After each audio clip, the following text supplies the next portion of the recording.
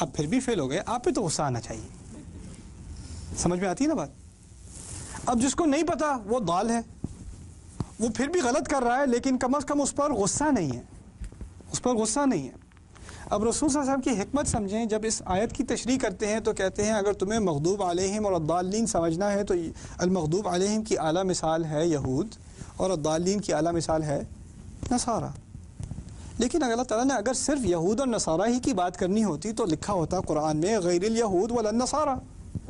قرآن میں لکھا ہے غیر المغضوب علیہم ولا الضالین, لیکن دونوں کی ایک ایک کیس اسٹڈی ہے. ایک کیس اسٹڈی ہے یہود, دوسری کیس اسٹڈی ہے نصارہ. اچھا یہود کا کیا مسئلہ ہے؟ علم کی کمی ہے. علم کی تو کوئی کمی نہیں, کمی ہے تو کہاں ہے؟ عمل میں ہے. جس کے پاس علم ہو اور عمل نہ کرے, علم ہونے کے باوجود اس پہ غصہ آتا ہے کہ نہیں آتا؟ دیکھو ذرا المغضوب علیہم, بڑی لاجیکل بات ہے.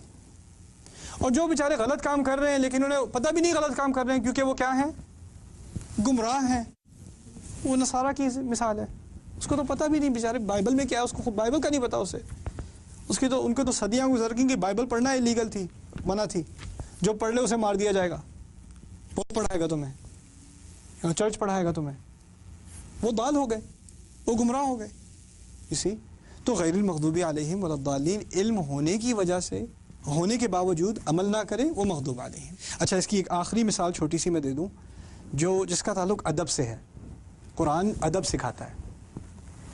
جن کی ایک جماعت تھی, اس کی کہانی انشاءاللہ میں کبھی اور کسی اور حلقے میں آپ کو بتاؤں گا.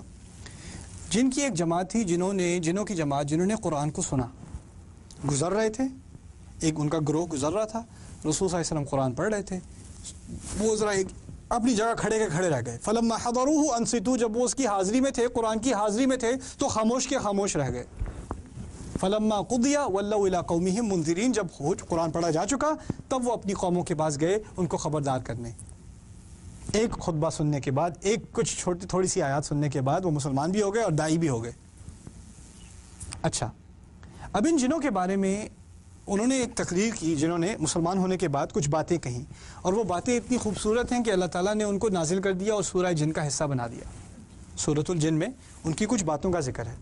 ان میں سے ایک جو بڑی پیاری بات جنہوں نے کی, بہت خوبصورت بات ہے, کہتے ہیں وَأَنَّا لَا نَدْرِي أَشَرٌ أُرِيدَ بِمَنْ فِي الْأَرْضِ أَمْ أَرَادَ بِهِمْ رَبُّهُمْ رَشَدًا. ہمیں کوئی علم نہیں تھا کہ کیا زمین والوں کے لیے کسی برائی کا ارادہ کیا گیا ہے یا ان کا رب ان کے لیے کوئی اچھائی چاہتا ہے. میں دوبارہ ترجمہ کرتا ہوں. ہمیں کوئی علم نہیں تھا کہ کیا زمین والوں کے لیے کسی برائی کا ارادہ کیا گیا ہے یا ان کا رب ان کے لیے کوئی اچھائی کا ارادہ رکھتا تھا. اب دو ارادوں کا ذکر ہے, اچھائی کا ارادہ اور برائی کا ارادہ. جب اچھائی کے ارادے کی بات آئی تو کہتے ہیں کہ کیا ان کے رب نے ان کے لیے کوئی اچھائی رکھی تھی, کسی اچھائی کا ارادہ رکھا تھا. رب کا لفظ سنا آپ نے. جب برائی کی بات کی تھی, تو کہ یہ کہا تھا کہ ہمیں نہیں معلوم تھا کہ کیا ان کے رب نے ان کے لیے کوئی برا ارادہ رکھا تھا. یہ سنا آپ نے ترجمے میں؟ نہیں. میں نے کیا ترجمہ کیا؟ ہمیں معلوم نہیں تھا کہ کیا کسی برائی کا ارادہ کیا گیا تھا. برائی کا ارادہ کیا گیا, سوال پیدا ہوتا ہے کس کا ارادہ؟ اس کا ذکر نہیں. کیوں؟ کیونکہ انہیں ابھی سے علم ہے, لا الہ الا اللہ کہنے کے فوراً بعد علم ہے کہ جب برائی کا لفظ استعمال ہو تو اپنے رب کا ذکر نہیں کرنا چاہیے, جب اچھائی کا لفظ استعمال ہو تو رب کا ذکر کرنا چاہیے. تو فوراً کہتے ہیں ہمیں نہیں معلوم تھا کیا برائی کا ارادہ کیا گیا ہے یا اپنے رب نے, ہمارے رب نے, ان کے رب نے ان کے لیے کسی اچھائی کا ارادہ کیا تھا. ایک دفعہ رب کا ذکر, دوسری دفعہ رب کا حذف, نہ ذکر نہ کرنا, یہ بھی ادب کی بات ہے. تو جب اللہ تعالیٰ کی طرف کوئی بات منسوب کی جائے, اللہ تعالیٰ کی طرف کے بارے میں کوئی بات کہی جائے تو ادب کا لحاظ رکھنا چاہیے. اتنا لحاظ تو جنوں کو بھی ہے یار, اتنی عزت تو جن بھی کرتے ہیں. ہمارے یہاں کیا یار, بس دیکھو اللہ تعالیٰ نے بڑی مصیبت میں ڈالا ہوا ہے آج کل. لوگ کہتے ہیں کہ نہیں کہتے؟ کچھ تمیز سے بات کر لو. اللہ تعالیٰ کے بارے میں بات کر رہے ہو یار, دیکھو بس اللہ تعالیٰ بس مشکلوں میں ہی ڈالتے جاتے ہیں, پتہ نہیں کیا ہے, کیا گناہ کر دیا ہے کہ بس پیچھے ہی پڑے ہوئے ہیں آج کل. سبحان اللہ, یہ باتیں میں نے خود اپنے کانوں سے سنی ہیں. کیسی باتیں کر رہے ہو؟ یہاں تک جن کو تو اتنا خیال ہے کہ کوئی اللہ تعالیٰ نے کوئی سزا مقرر بھی کی ہوتی تو وہ اس لفظ کو اس کے ساتھ استعمال نہ کرتے.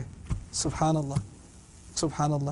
تو ہمیں جب اللہ تعالیٰ کے بارے میں کوئی آپ کا امتحان لے بھی رہے ہیں تو پہلے الفاظ جو آپ کے منہ سے نکلنے چاہیے وہ ہونے چاہیے الحمدللہ. الحمدللہ کہنے کا بھی طریقہ ہوتا ہے. یہ نہیں ہوتا الحمدللہ بس کیا کریں, نہیں, یہ الحمد نہیں ہے. شکایت کر دی الحمدللہ کے لفظ استعمال کر کے. حمد کا معنی ہے مجھے کوئی شکایت نہیں, میں خوش ہوں, میں اللہ تعالیٰ کی تعریف میں لگا ہوا ہوں اور اس کا شکر گزار ہوں. جو بھی کر رہا ہے وہ صحیح کر رہا ہے, اس کو میرے بارے میں بہتر پتہ ہے, اور میں اپنا کچھ خیال کر سکتا ہوں, وہ مجھ سے بہت زیادہ خیال کرتا ہے. میرے رب سے زیادہ میرا خیال کون کرے گا, میں تو خود نہیں کر سکتا. یہ اس بات کا احساس, ان جذبات کا احساس انسان کو اس وقت ہونا چاہیے جب اس کی زبان سے کون سے الفاظ نکلیں, الحمدللہ. اور خاص کر جب مشکل اوقات ہوں, مشکل معاملہ ہو, اس وقت ان الفاظ کو دل سے کہنا چاہیے, صرف زبان سے نہیں. اللہ تعالیٰ ہمیں دل سے الحمدللہ کہنے کی توفیق دے اور بار بار دے. بارک اللہ لی ولکم. والسلام علیکم.